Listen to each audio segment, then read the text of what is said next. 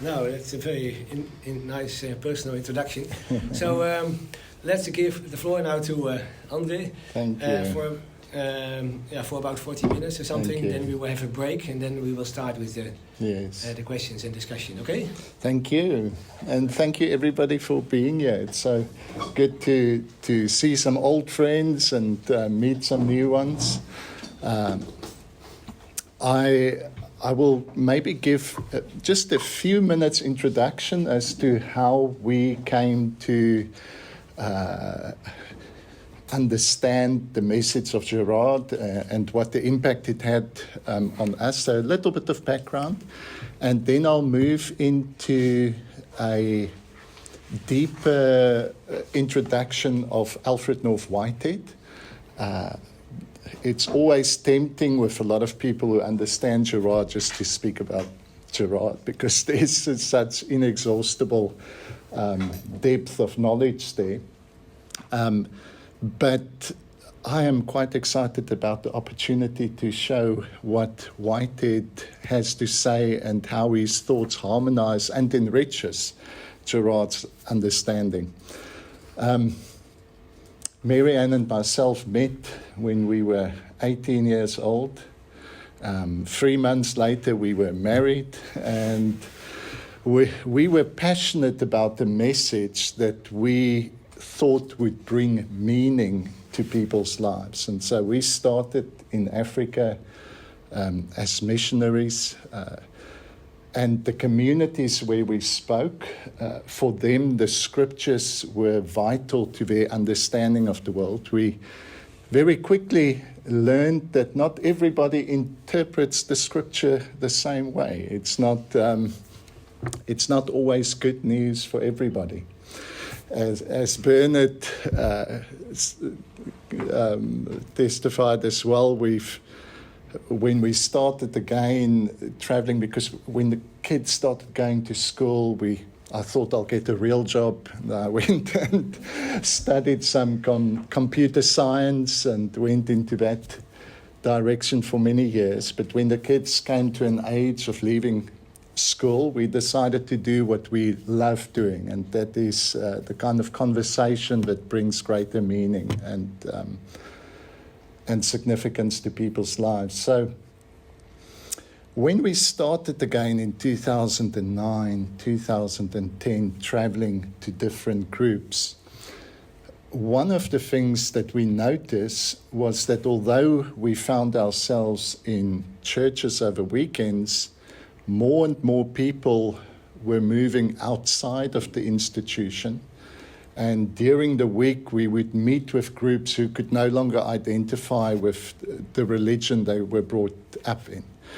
It became too small, too tribal, and too self-contradictory for them to continue in it. And one of the reasons, there are many reasons, but one of the reasons was the inability to reconcile scientific knowledge with religious knowledge. That became a big issue. And the fact that people couldn't talk about it within the institutions, whether it was within a religious context or a scientific audience, people felt the pressure that you have to choose. You either have to accept the religious narrative and story, or you've got to reject it and accept a scientific view of the world and therefore reject religion. And so we had many honest conversations with people going through this battle of their worldview, their meta-narrative being broken down, and how do we construct new meaning if we don't have a meta-narrative or a larger story to understand where we find ourselves. And so during that time, a friend who have listened to our messages often suggested that I read Girard. He said, so much of what you say finds harmony in what Girard says. You've got to read it.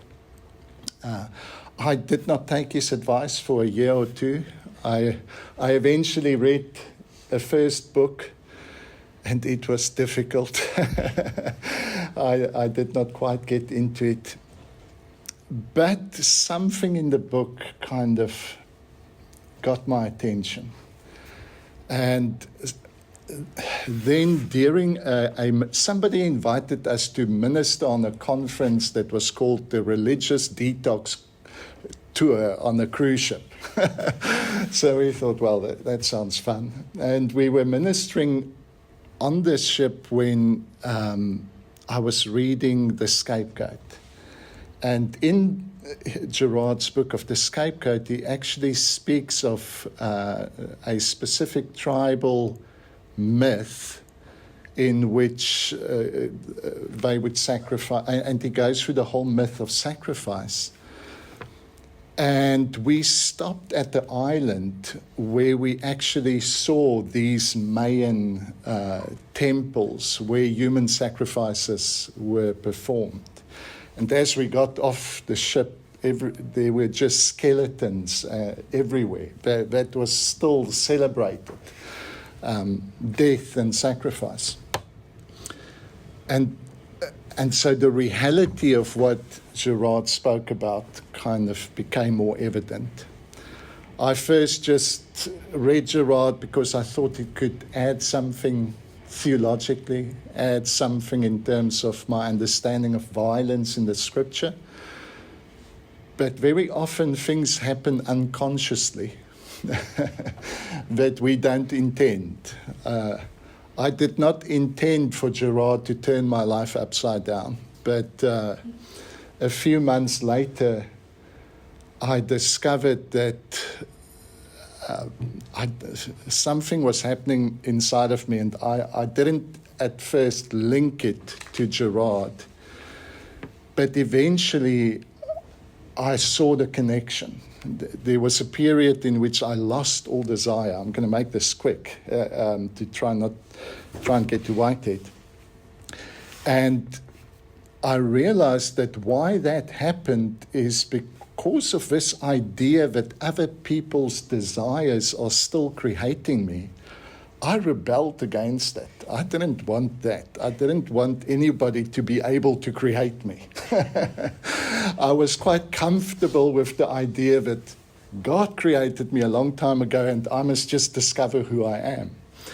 And so this idea that I'm still in the process of creation, which eventually became a very exciting and life-giving idea. In the beginning, it was not good news for me. It was something that I resisted and something that brought me to a crisis, not just of faith, but the crisis of self. Who am I? What am I? And then Girard's influence continued. He kind of tackled all the concepts that I held to be sacred within my religious upbringing, concepts such as sacrifice. All of those things were overturned. So that's how we came to know Girard, and it became something very personal. That brought me into deeper theological studies and in communication with John Hort, who incorporates a lot of process philosophy in his theology. I eventually began studying further, and in 2022 I completed a theological doctorate.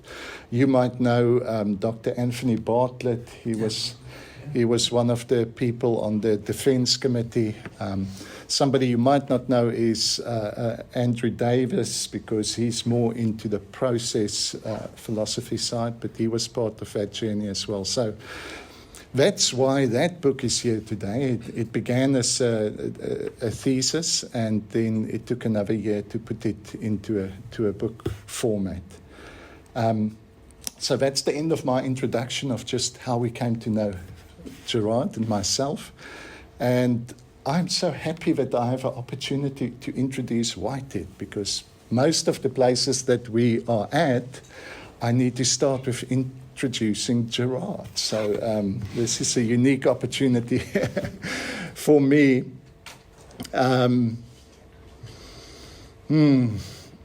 I want to read you a quote first of all, and this is from Henry Nelson Weeman, and he actually wrote this in 1930.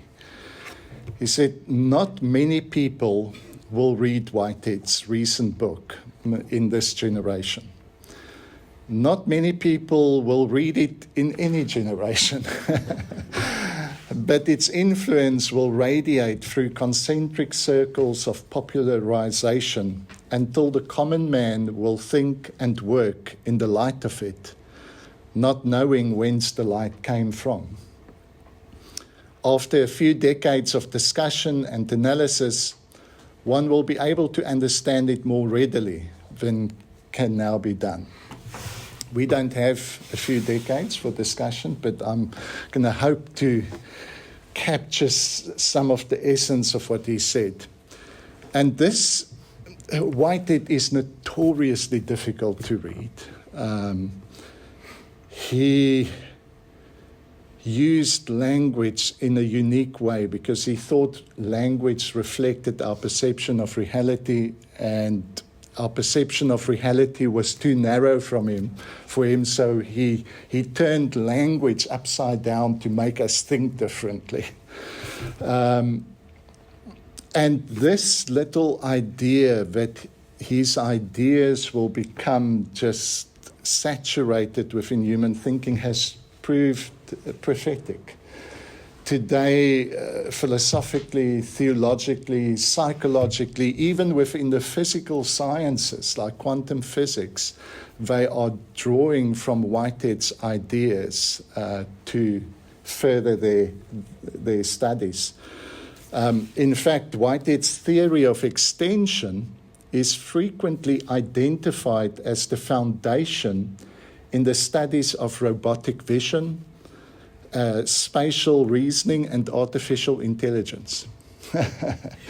So this is a man who began as a mathematician, and for him, mathematics wasn't about numbers, it was about relationships, and specifically the relationship of the part to the whole. How do we understand that relationship? And it's that insight that today is being used to teach robots how to see and perceive the environment. He thought of that long before robots or artificial intelligence was even a possibility to consider. So after he's born in England, became a mathematician, and then was invited to become a professor of philosophy at Harvard. And his focus, he kind of called his philosophy the philosophy of organism. Today we call it process philosophy. And I'm going to give a very quick and simple introduction to this, and sometimes I might use very oversimplified examples, but it's the quickest way to get into his thinking. Within metaphysics really being the study of what is the nature of reality.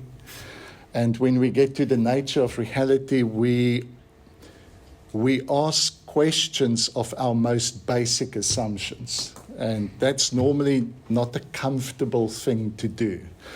We love just living within our assumptions, and to start questioning that is quite a difficult thing. Now, within the history of metaphysics, I'm going to very simplistically divide it into two schools of thinking.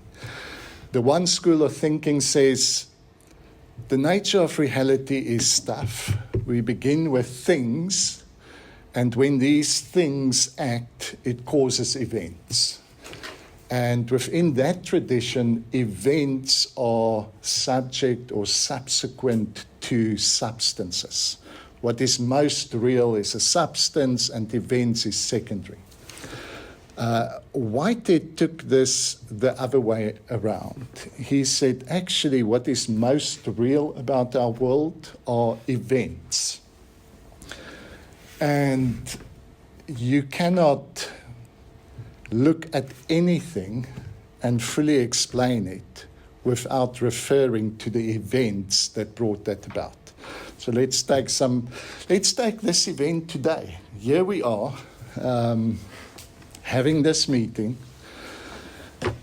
The way in which Whitehead's understanding of reality would explain this event is to begin by saying, this is a very tiny slice of reality, but we cannot explain this event, this slice of reality, fully without referring to its context.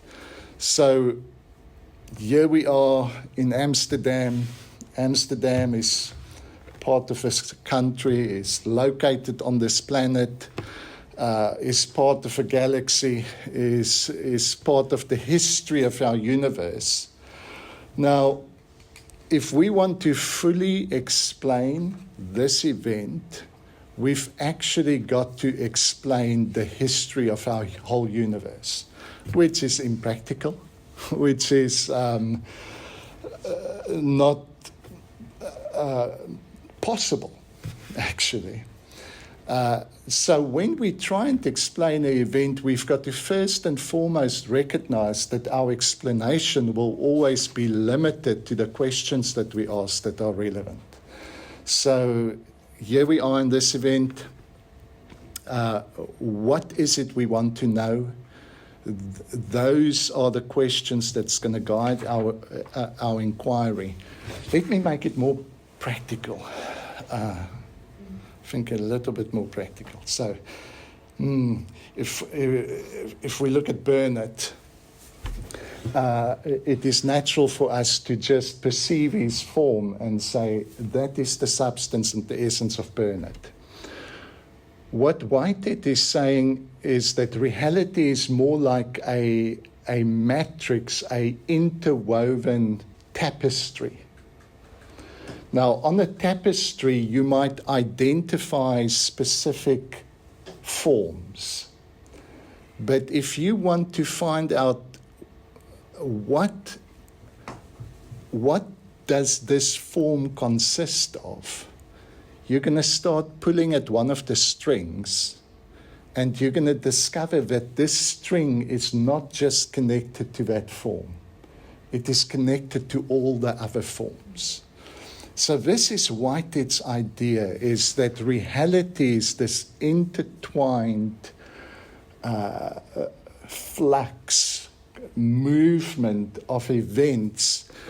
And for the sake of explanation, we might be able to identify a little portion and ask specific questions.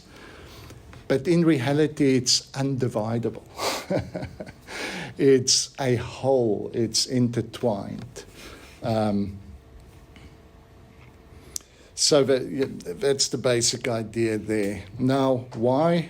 I'm going to quickly throw in, why is that relevant to Girard and mimetic theory? Well, Girard looks at the processes that makes us human, the processes that forms humans psychologically, but also the processes that forms us as a society, as a culture, and as a religion. He was not just interested in text and myths for the sake of an abstract theory within the ideas. He wanted to know what were the events that caused people to write similar stories. So if different cultures tells the same kind of stories, what were the events that were similar in that culture? So Girard is very scientific in that sense. I want to get to the facts and the events that give birth to the ideas. I think Whitehead takes that same approach to reality and says that what Girard recognized in the human story, Whitehead recognized in the cosmic story. So the processes even of mimetic desire are present in a much more simplistic way in all elements of reality and in all events. There's a reflective process busy there. So what I began to realize are these correlations between some of Whitehead's concepts and Girard's concepts. Now, Whitehead's metaphysics is fundamentally different from most metaphysics. In fact, there's, like in any discipline, there's some branches of metaphysics that are such pure speculation that we don't know what relation it has to reality at all. Whitehead was different. He wanted to begin with real events, speculate about what this might mean, and then come back and test it in reality. So whereas a normal metaphysical schema will begin with categories of understanding and then make all of reality fit within those categories, Whitehead started and he said, if I have to look at all of reality, I really can't find a category, a singular category in which it fits neatly. If I have to bring it back to one ultimate principle, it is this. It's a creative advance. So it's a movement. This movement is creative, and this creativity is leading to something more advanced. Again, a simple example. Well, let me first give you a bit more theory and then the example. He would say what is actual gives us insight into what is possible. But what is actual, so everything we see here, the fact that it is here tells us that this must have been possible within our universe. That's why it's here. But it does not exhaust possibility. And this is where an example might be useful. If we think back we think 4 billion years ago when our planet was still being formed, if you had to observe that lifeless ball of volcanoes and violent formation of our planet, without the background, without the memory of what you know life to be here now, it would have been close to impossible for you to imagine that this ball of rock and fire could one day produce butterflies and bees and flowers. So the actuality of that planet that gave you insight into what is possible for our universe. Yes, it's possible for our universe to produce planets, but the actuality did not exhaust the possibility that there's more possible than what is actual. And today we see the beauty, the diversity of life, and even more profoundly, the complexity of consciousness that has emerged through this process. So the first, I'm going to spend time just on 4 categories before we go into discussion. I've got 15 minutes. I think I can do it. So his most universal category is a creative advance. Everything is creatively moving towards something more advanced. Greater complexity, greater diversity, greater beauty, greater consciousness. And that's, of course, a trajectory. It's not evident in every event. Some events introduces evil and something very bad, but then the trajectory is towards greater beauty. The second idea I want to introduce is what he called an actual entity.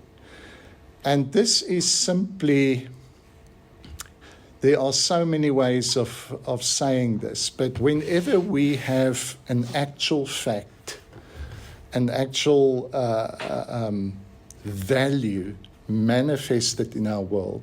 He calls that an actual entity. And that actual entity is really just a slice of reality.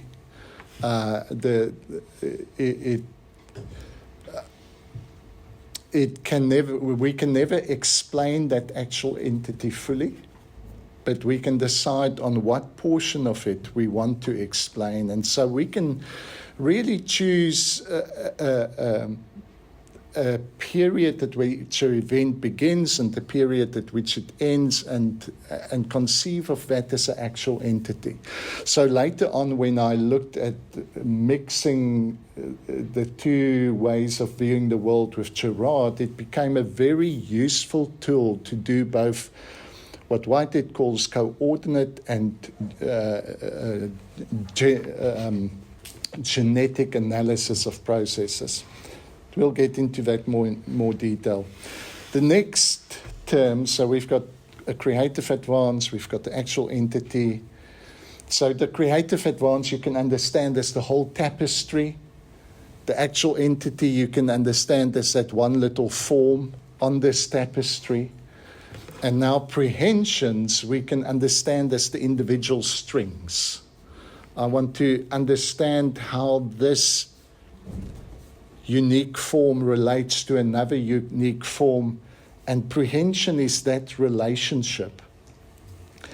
But for Whitehead, relationship is not just something that exists between us, but it is something that creates us. So every entity feels the influence of its world. It interprets that feeling. How does it interpret it? It combines it with possibilities. So in Whitehead's terminology, reality consists of both actualities and possibilities. He uses more complex words such as eternal objects, which has caused a lot of confusion. All he wanted to say about that is basically there are possibilities that are real, so he calls them objects, and they are not influenced by the temporal world. They are eternal. That's why I call them eternal objects. But in modern philosophy, we just simply use the word possibilities. There are possibilities, and possibilities are real. And in the event in which an entity feels the influence of their world, they combine those feelings with possibilities to create something new, and that relationship becomes an aspect of this new entity. So can you see the beautiful correlation with mimetic desire, that there's this relational movement that is creative, that forms something within me. It's not just something that exists between us, it's a creative movement that shapes me. That's his idea of prehension. And let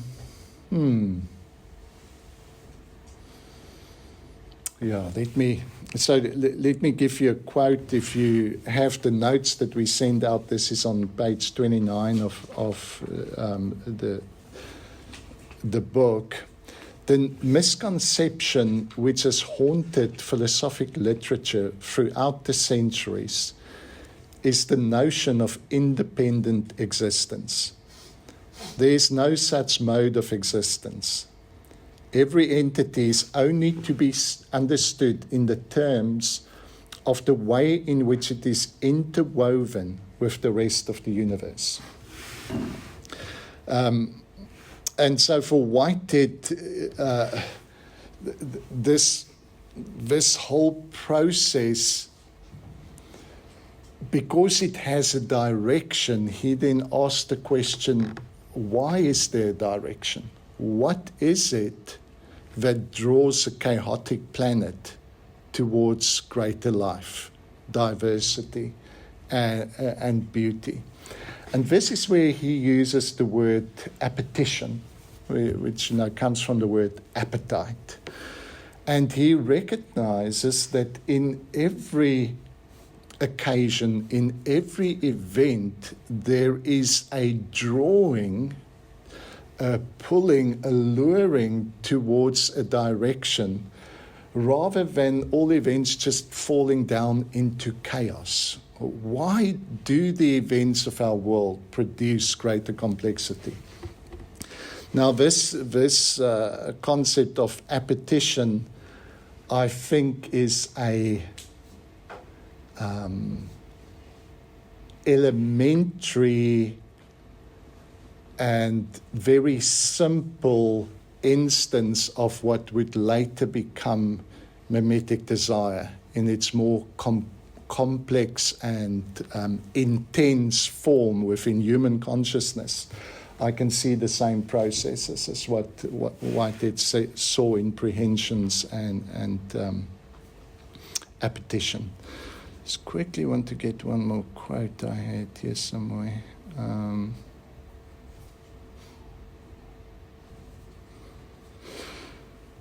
Almost done. So let me quickly read this so that I make sure I haven't missed any of it. Apprehension for Whitehead is a relationship that has an internal creative dimension. These relationships don't only exist between entities, but are formative of entities. Entities feel the influence of others, and these feelings become aspects of their own existence. Whitehead also gives the name appetition to the positive feeling of possibilities. Put more simply, desire is how an entity feels the future. If this moment has all the fullness in it that could ever be in it, there would be no affinity towards the future. But somehow every event, every person is drawn towards the future because there's a sense of unrealized possibilities. And desire for him is that link to the future.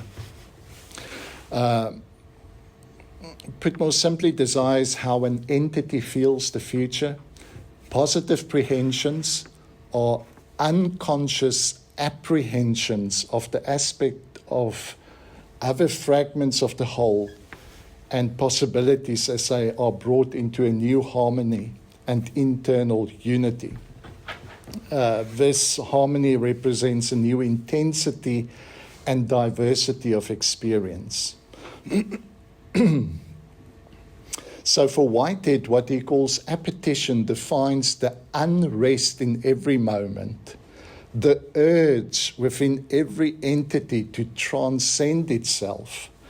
And appetition is a form of desire evoked by the difference between what is and what might be. Now, with that kind of introduction to Whitehead, I'm sure those of you who know Girard would have already seen that there's some beautiful possibilities of harmony, that there's a way in which these thoughts could complement one another. And maybe that's enough for now, and we can rather explore it further with the conversation. Or I can also add some thoughts on the co-creative desire, how I kind of thought how Whitehead could help us have a more positive view of desire than what Girard gave us. Shall we rather leave it for discussion, or shall I carry on for another 5 minutes? Maybe, can you say, let's say, 5 minutes for this co-creative desire? Yes, okay. Okay. 5 minutes.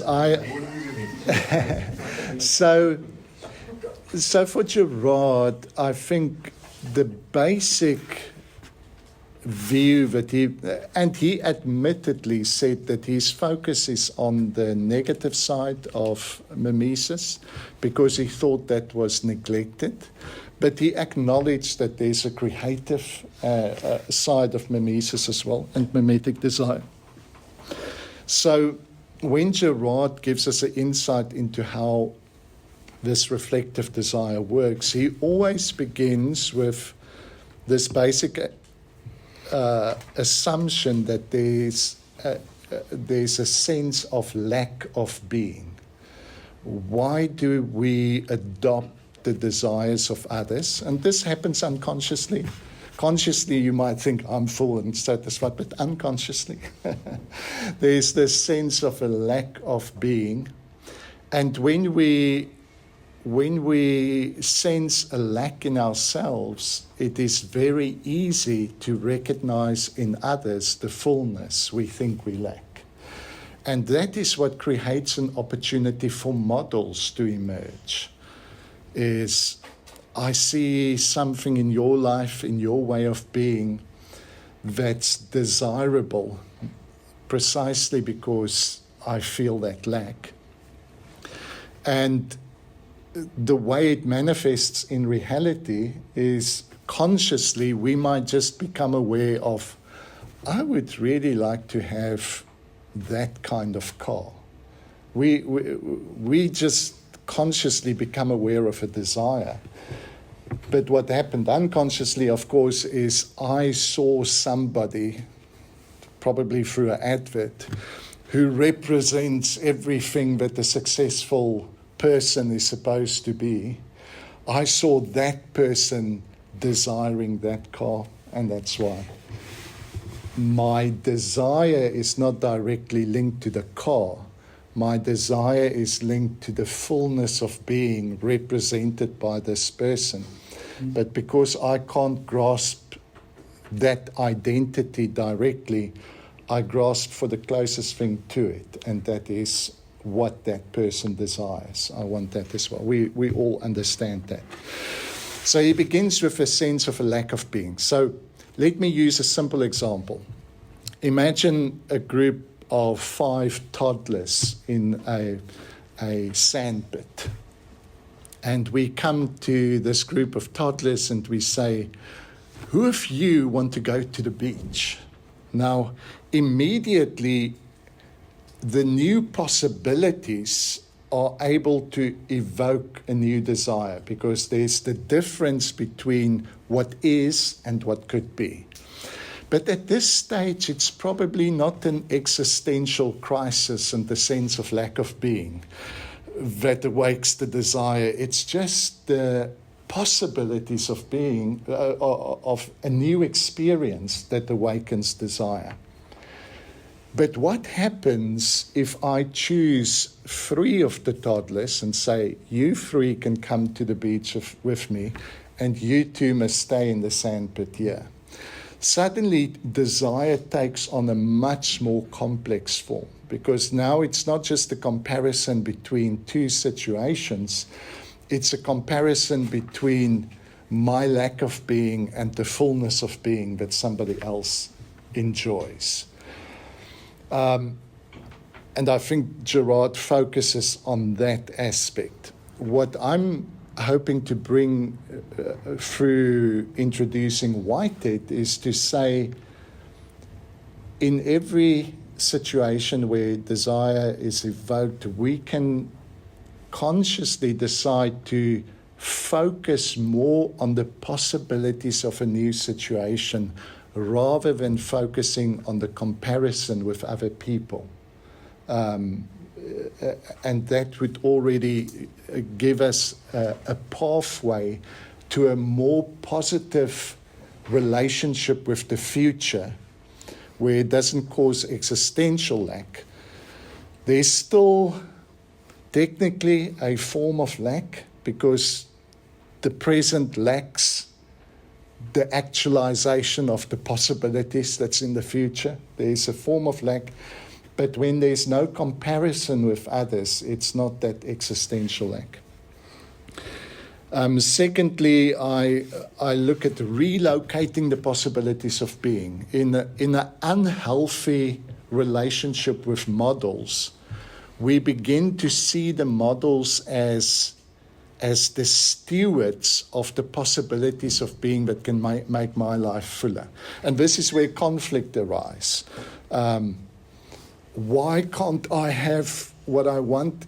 We often perceive there's a person who's standing as the obstacle between it.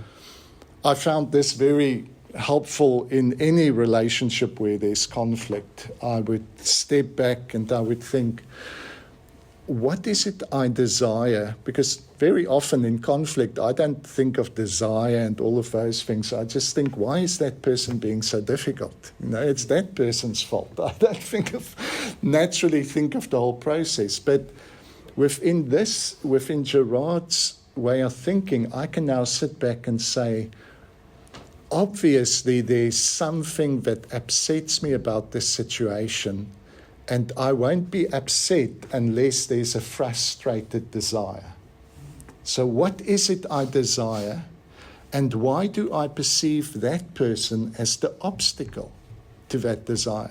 Now, even asking that questions can give you a new perspective on that relationship, and you suddenly realize it wasn't that person. I just had to choose somebody to blame for the chaos within, or the disorder and frustrated desire within.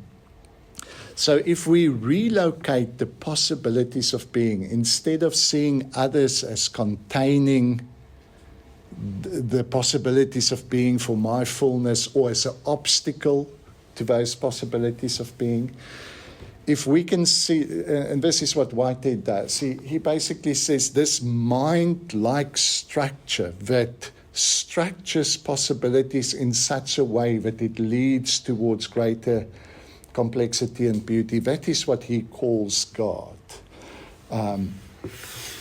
And if we have that kind of relationship to our cosmos and our universe, to say that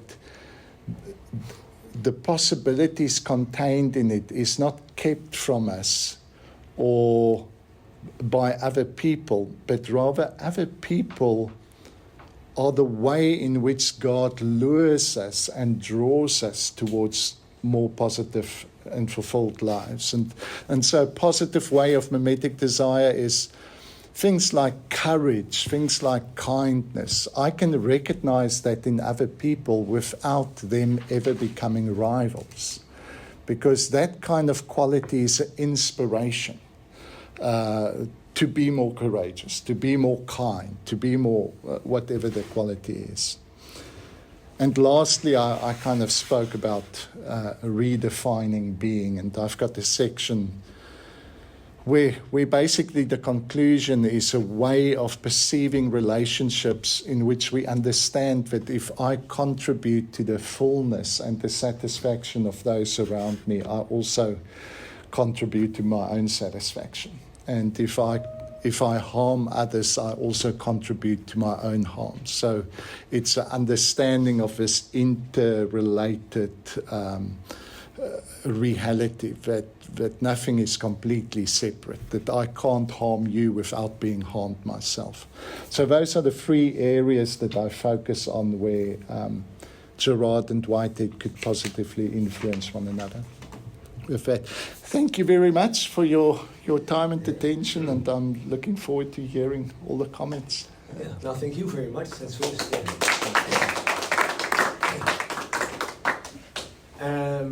Okay, now so let's have about 10 minutes break, and then we continue.